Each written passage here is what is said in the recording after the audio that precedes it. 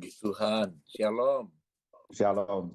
Ya, saudaraku, di akhir tahun ini saya ingin menyampaikan sesuatu yang bersifat mengevaluasi ibadah kita kepada Tuhan. Ya, seringkali orang berpikir tentang ibadah itu kalau kebaktian hari Minggu. Ya nggak salah lah, oke. Tapi kalau kita datang tidak dengan sungguh-sungguh menyanyi memuji Tuhan dengan pikiran jalan-jalan, ya sebetulnya itu bukan ibadah. Ya. Nah karena itu mari kita akan mengevaluasi apakah kita sudah melakukan ibadah kita dengan benar sepanjang tahun ini. Ya. Kalau ada hal yang perlu diperbaiki, maka kita perlu memperbaikinya. Next please. Ya. Kita bisa belajar dari Yosua, sering kasih. Ya, Yosua ini seorang yang taat sungguh-sungguh. Ya, kepada Tuhan, ya, kepada Musa, ya. Kita lihat bagaimana Yosua itu taatnya kepada Tuhan sepenuh hatinya. Dia banyak belajar dari pemimpinnya itu Musa, ya. Dan karena itu kita tahu juga Yosua seorang yang penuh ketaatan, taat penuh kepada Musa. Jadi penting sekali saudara kasih. Ternyata bagian daripada ibadah itu bukan hanya taat kepada Tuhan, tapi taat juga kepada pemimpin, ya.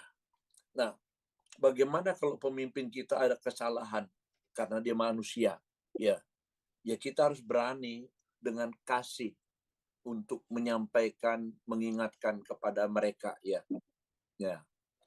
Kemudian Yosua juga memiliki komitmen untuk menularkan ketaatannya kepada keluarganya. Dan ini penting sekali, saudara yang kasih. Menularkan ketaatan kepada keluarga. Kalau papa, mama itu sungguh-sungguh taat kepada Tuhan, dengan sendirinya anak-anak akan ikut karena melihat teladan dari orang tua. Nah, Yosua berkomitmen menularkan ketaatan kepada bangsa Israel. Luar biasa. Bahkan sampai kepada bangsa Israel. Nah, saudara yang kekasih, kita melihat selanjutnya. Next. Dalam Yosua pasal 24 ayat 15 dikatakan, ya, tetapi jika kamu anggap tidak baik untuk beribadah kepada Tuhan, pilihlah pada hari ini kepada siapa kamu akan beribadah. Allah yang kepada nenek moyangmu beribadah di seberang sungai Efrat, atau orang-orang Amori yang negerinya kamu diami ini. Tetapi aku dan seisi rumahku, kami akan beribadah kepada Tuhan. Luar biasa, terima kasih. Ya. Tetapi aku dan seisi rumahku, kami akan beribadah kepada Tuhan. Nah, pada waktu itu Israel keluar dari Mesir, saudara yang kasih, ya. Dibawa ke Gunung Sinai itu kurang lebih jumlah mereka sekitar 600.000 sekian, ya. Ya, tidak terlalu banyak, ya. Karena mereka tidak bisa bertumbuh banyak di Mesir, mereka mengalami penganiayaan, ya. Dan Yosua pun ketika akan melanjutkan tugas membawa Israel keluar melanjutkan tugas Musa, ya ada semacam keraguan dalam hatinya, sehingga Musa berkata berkali-kali, ya, kepada Yosua dalam Yosua pasal 1 ayat 6, kuatkanlah dan teguhkanlah hatimu, sebab engkaulah yang akan memimpin bangsa ini memiliki negeri yang kujanjikan dengan bersumpah kepada nenek moyang mereka untuk diberikan kepada mereka. Kemudian diulang lagi, hanya kuatkan dan teguhkanlah hatimu sampai 3 kali. Jangan engkau lupa memperkatakan kitab Taurat dan seterusnya. Bukankah telah kuperintahkan kepadamu, kuatkan dan teguhkanlah hatimu. Saudara yang kekasih, jika seorang Yosua bisa mengalami keraguan untuk melakukan tugas yang besar, ya, saudara yang kasih, tapi firman Tuhan mengingatkan dia untuk menguatkan dan meneguhkan hati kita.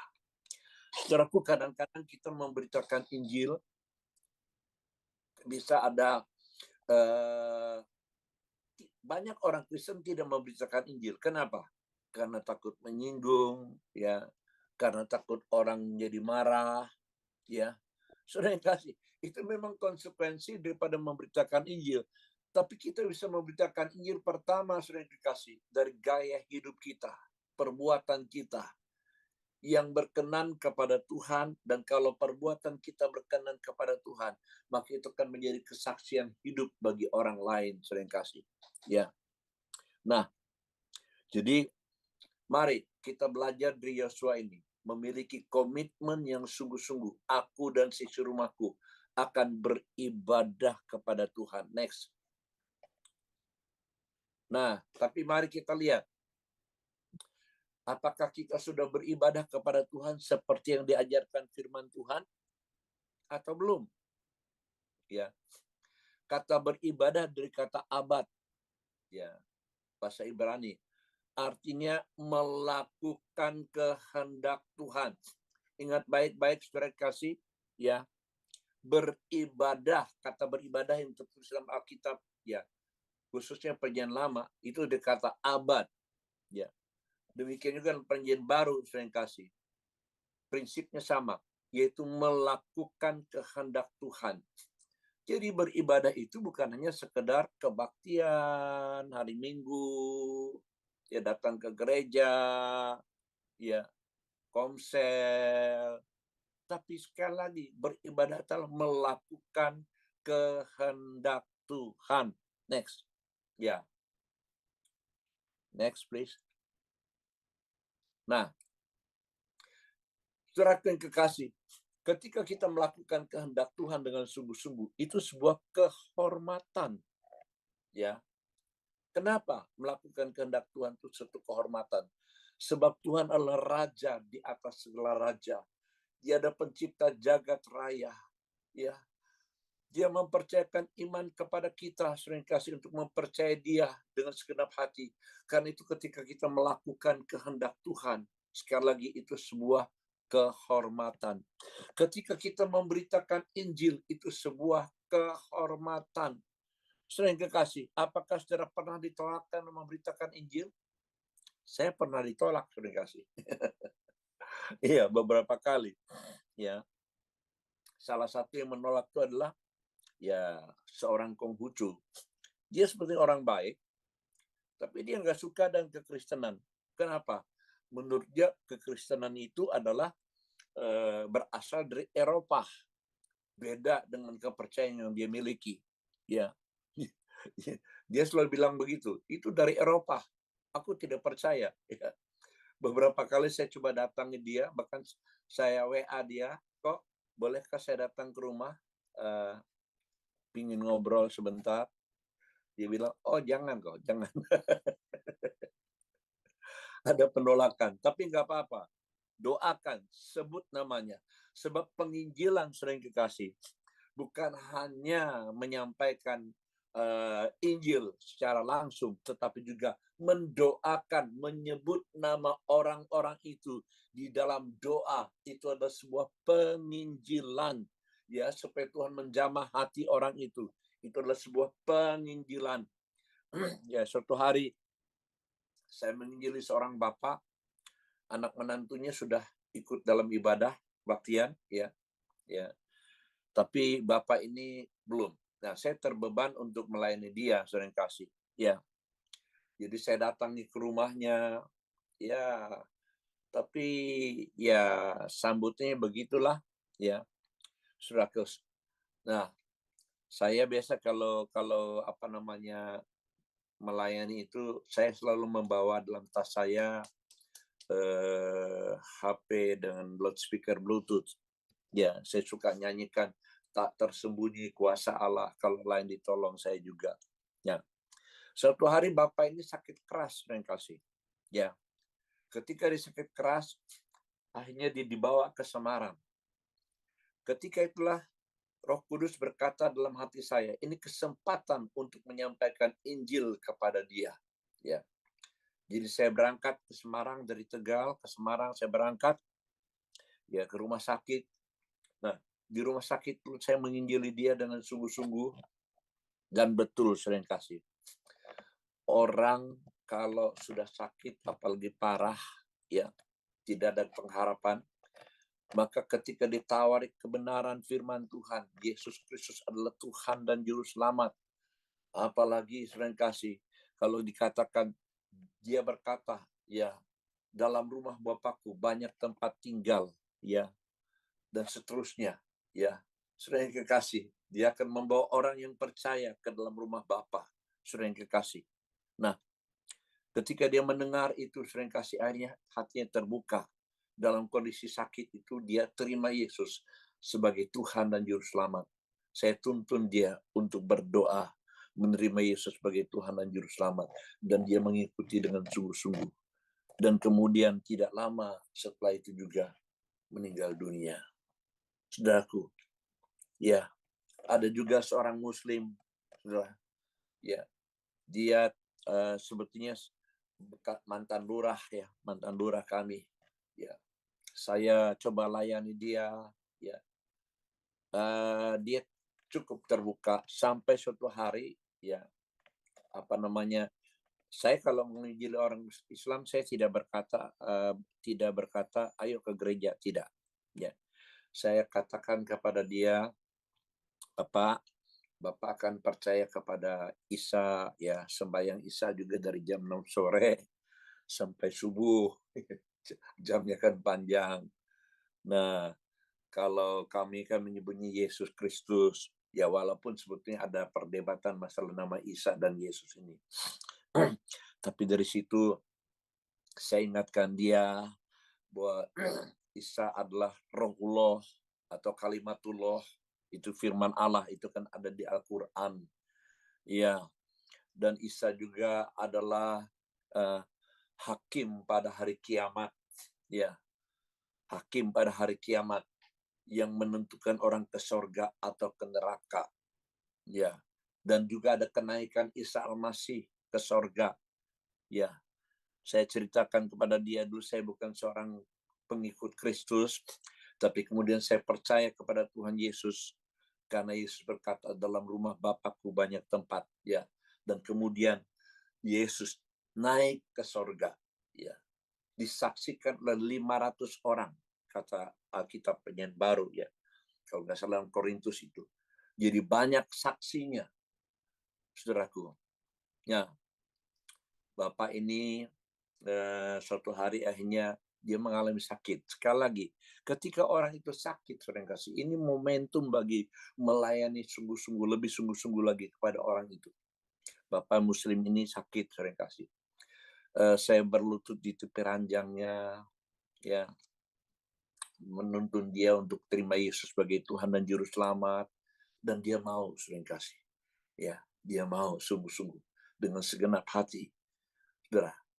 Tiba-tiba dia melihat malaikat. Saya nggak ngerti kalau itu, awalnya nggak ngerti kalau dia melihat malaikat.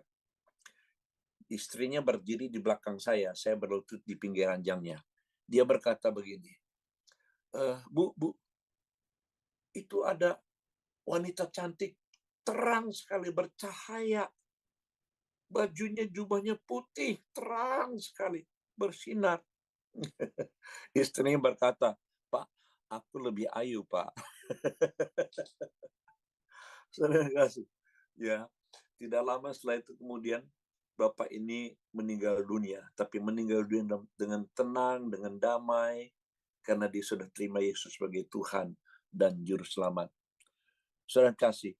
Nah, jadi melakukan kehendak Tuhan, memberitakan Injil, sebuah kehormatan, anugerah bagi kita.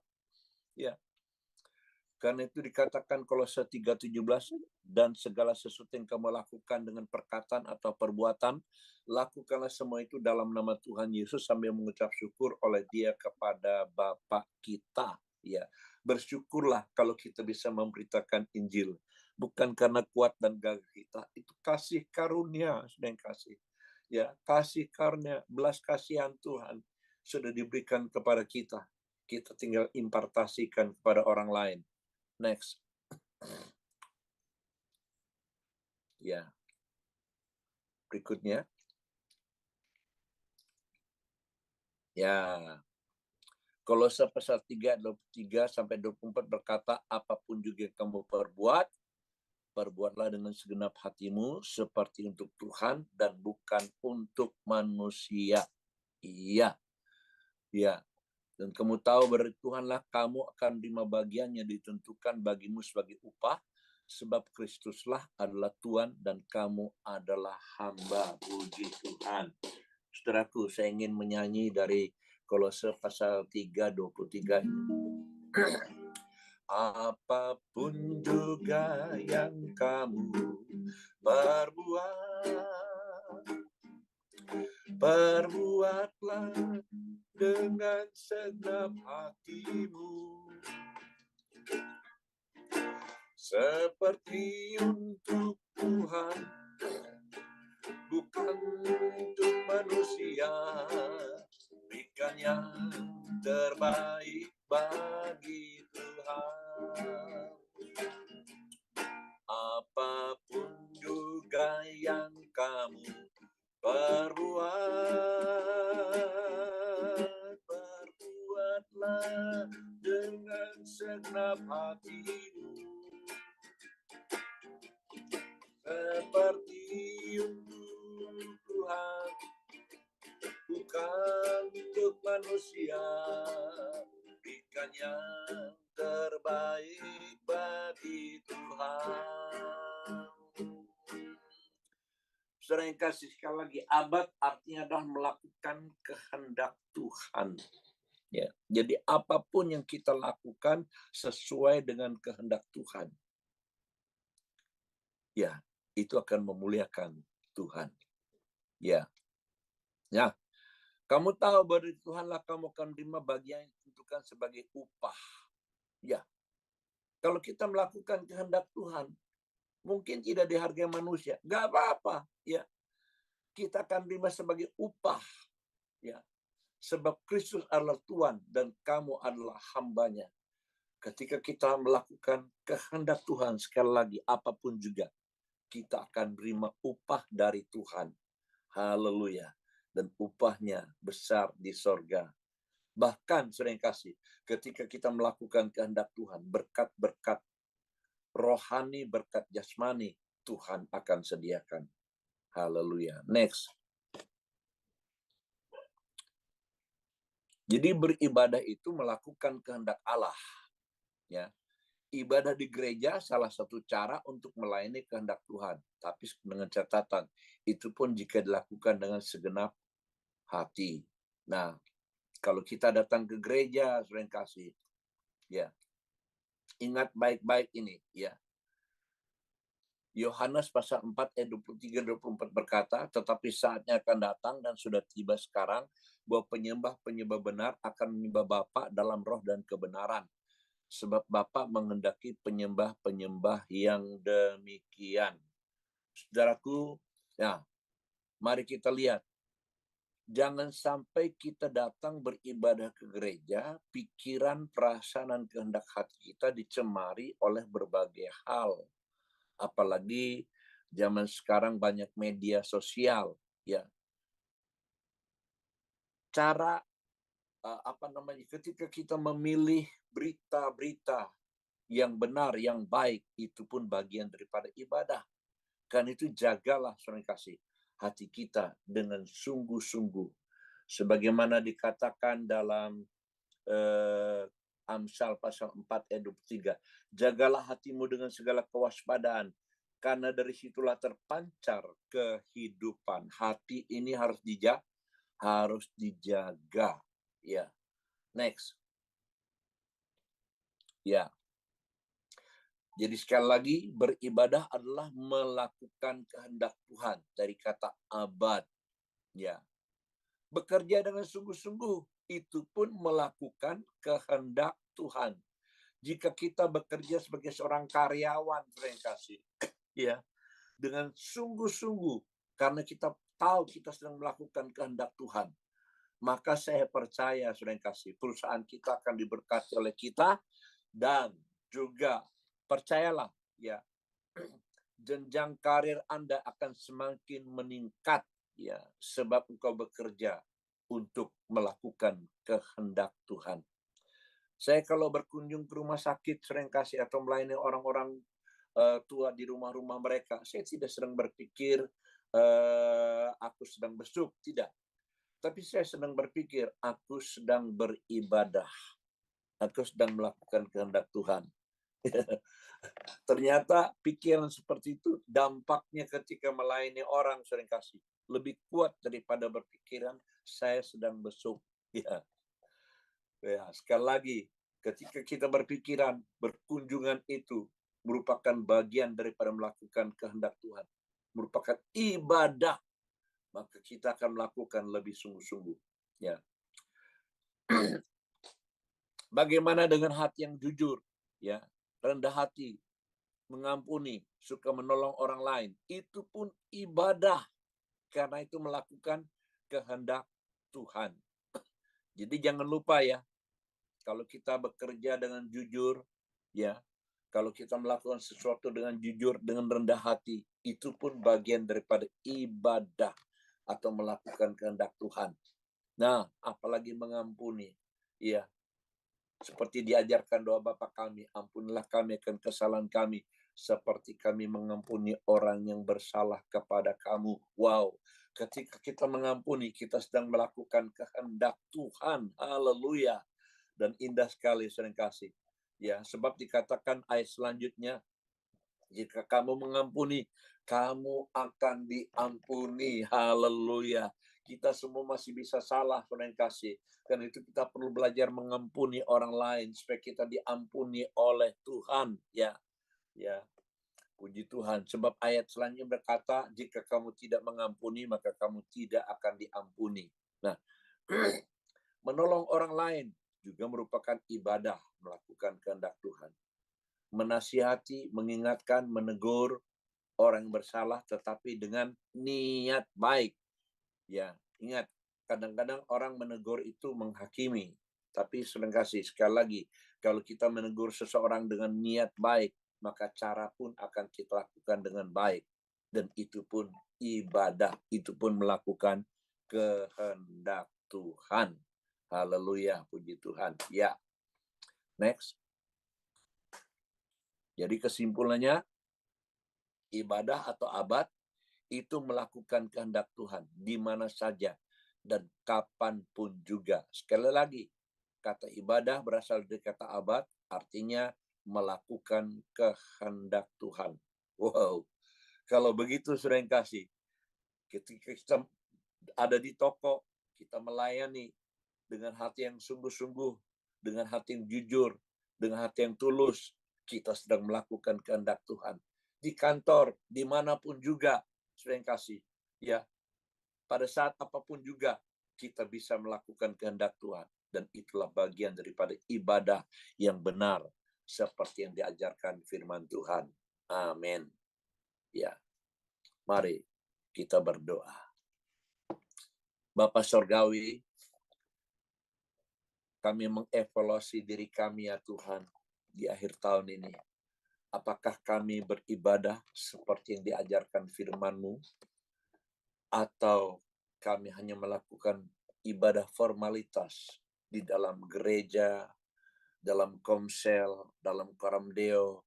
Tuhan, kami ingin belajar dengan sungguh-sungguh beribadah seperti yang Kau ajarkan, yaitu melakukan firman-Mu, melakukan kehendak-Mu dimanapun kami berada ya Bapa.